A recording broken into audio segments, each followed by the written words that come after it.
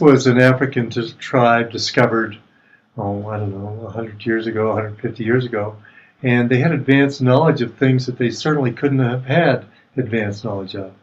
One of them was they had a star map of the Sirius star system, and they knew all about our solar system. And a book entitled Conversations with Otomeli, one of the last shaman of the Dogon tribe, tells the story of the Neumos. Now, according to this legend, the Neumos came from Sirius, the Sirius star system, for the express purpose of creating a being on Earth that could experience their unique type of immortality. And I'll go into that if we have more time later. 5 dominant characteristics of the Neumos were, first of all, they were amphibians. They lived mostly in water. They weren't a very beautiful creature. They were kind of homely by our standards. Technically, they were incredibly advanced, probably more advanced than any other race in the universe. That's a big area to be more advanced in. They were female by nature, although they could change into males when the need arose, and that they were very humble. Even though, according to the story, they were our creator gods, they would definitely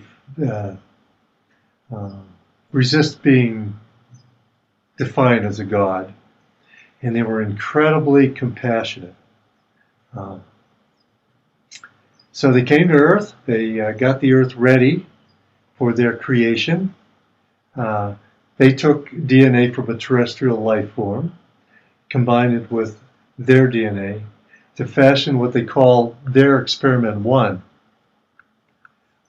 So they brought Experiment 1 onto the planet, and much to their chagrin, Experiment 1 wasn't very successful. What happened was a number of the species from Experiment 1 crashed a spaceship back into Earth, causing some type of radioactive problem or fallout, and exterminated Experiment 1. Well, the Neumos, being infinitely compassionate and really wanting to get this off the ground, were really, really upset that this happened, and immediately they started thinking about what they could do next. First thing they did was to extract the radiation from the Earth, and they did this in a method that they used, a foaming technique. Covered the Earth with foam and took away the radioactive. So they went back to Sirius, rethought the thing, and they created what are called the 8 ancestors. Now these are 8 beings which were basically female, like the Neumos, but they also had earthly DNA, and they all shared this earthly DNA. So the plan was to interbreed the 8 ancestors in a specific way. So Ancestor 1 would breed with Ancestor 8, 2 with 7, and so on. But before this could happen, back in Sirius, Ancestors 1 and 2 fell in love and started having a baby. Aware of the big problems that the mating of Ancestors 1 and 2 could have because it was out of sequence, the plan for the Neumos was to eradicate the baby. But before this could happen, the other 6 ancestors, having inherited the Neumos' compassion but feeling more of an allegiance to their other ancestors than they did to the Neumos, since they all had earthly DNA and the Neumos didn't, strongly objected to the Neumos and wanted to allow the offspring to be born. Subsequently, the ancestors stole a spaceship and headed toward Earth, where the progeny of 1 and 2 was born.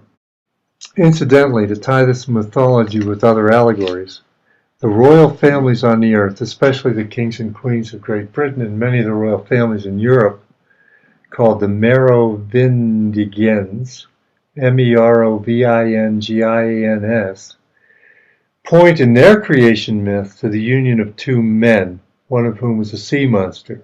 Now, I did neglect to tell you before that when Alien 1 or 2 got together, they were cycling into the men stage. Like the Neumos, the ancestors could be either gender, and they would cycle in and out, mostly female. And I wonder if the Merovingians are claiming to be the descendants of the birth of ancestors 1 and 2.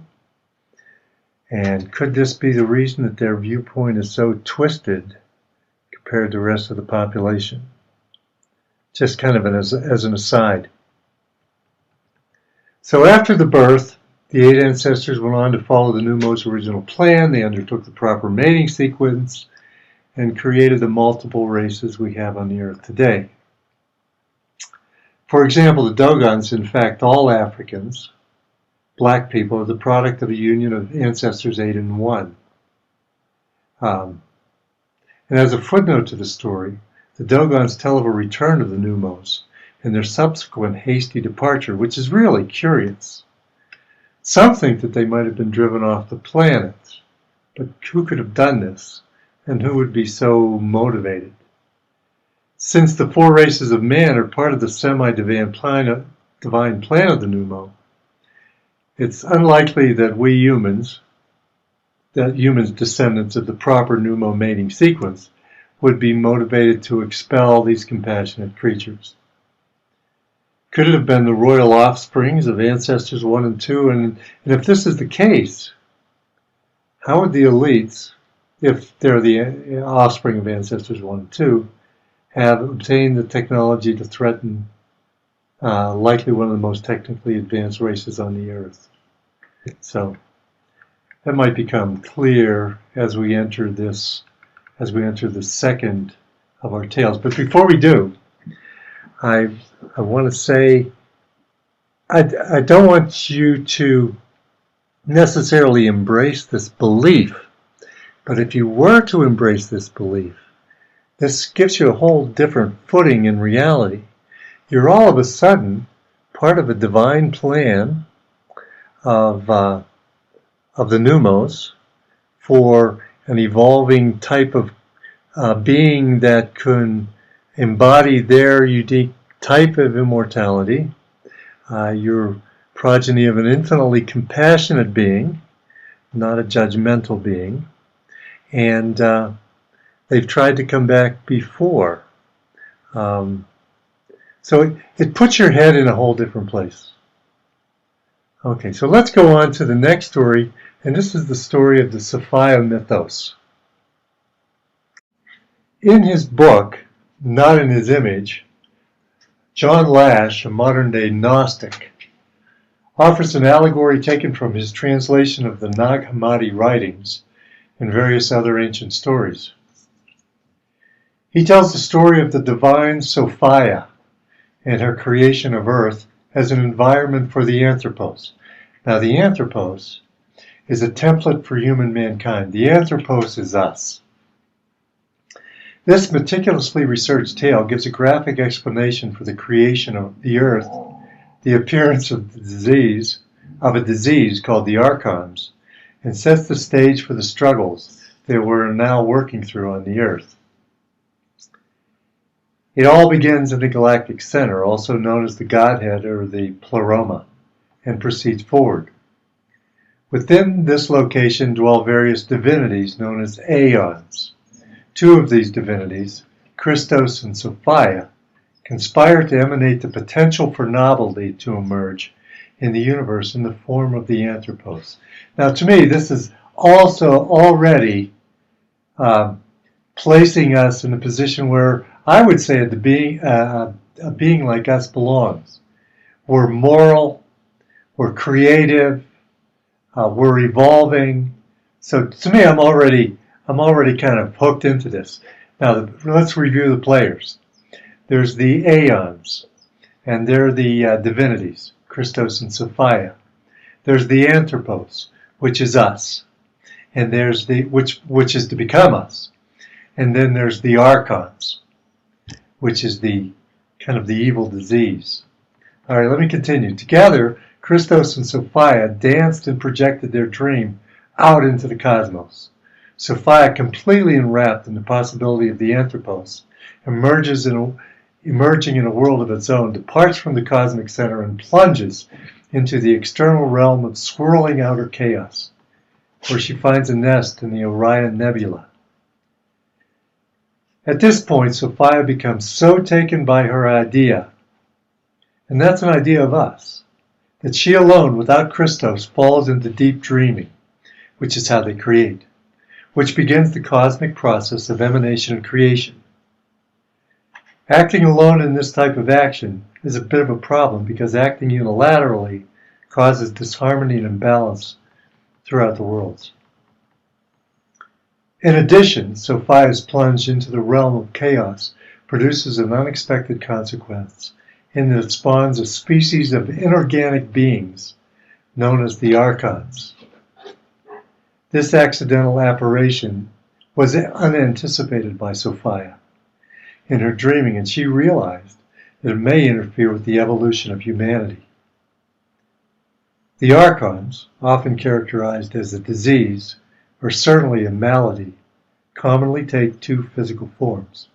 One looks like an embryo, with large eyes and infant-like body, big head. Sounds like a common gray alien. The other form is of a reptilian. The Archons follow their central deity known as the Demiurge. This demented god falsely claims that he's the creator of all that he beholds. So Sophia, at one point in the story, confronts the Demiurge and tells him that the Anthropos, although still unborn, is superior to the Archons, because the Archons are not created through divine emanation. Instead, they are spawned outside the cosmic core. At this point, Sophia is beginning to undergo a metamorphosis where she becomes the earth. But it's infected by the Demiurge. So Sophia becomes overcome with fear, confusion, and grief, and is unable to manage the life emerging on her surface. The Galactic Center, sensing Sophia's difficulty, sends Christos to her aid. Christos brings order to Sophia's experiment and leaves the biosphere with a radiant afterimage. Subsequently, the divine Sophia becomes totally absorbed in the solidity of her dream of a world where a particular strain of humanity can flourish.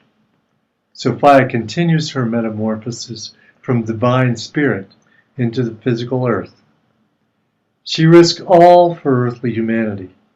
That brings us to the current time, where this novel human experiment runs its course on the earth in the presence of the Archons. Personally, I think the Sophia mythos leaves us in a really great place as humanity. We're the noble Anthropos, and we're totally connected to the great Sophia. And with her survival, comes our survival. We have a purpose to look out for her and prove her right that the Anthropos will overcome the Archons. I think it's a very positive belief to entertain, anyway. The last one on the show today is actually it's the Yuga cycles. The description of the Yuga cycles is not so much a story of how we began as it is a description of how we proceeded up to this time, an explanation of our current experiences, and perhaps a glimpse into the future. Although the Western mind has taught itself to view life as a linear path, from the past through the present to the future, certain Eastern traditions and most indigenous cultures conceptualize existence as a series of spiraling cycles. Actually, cycles within cycles. Just as a day and night are Earth's rotation cycles, within a larger 28-day moon cycle, and 13 of these cycles are contained in one sun cycle, a year, so too are these cycles part of a larger cycle, within larger cycles. The descriptions of the yugas portray cycles of human consciousness development.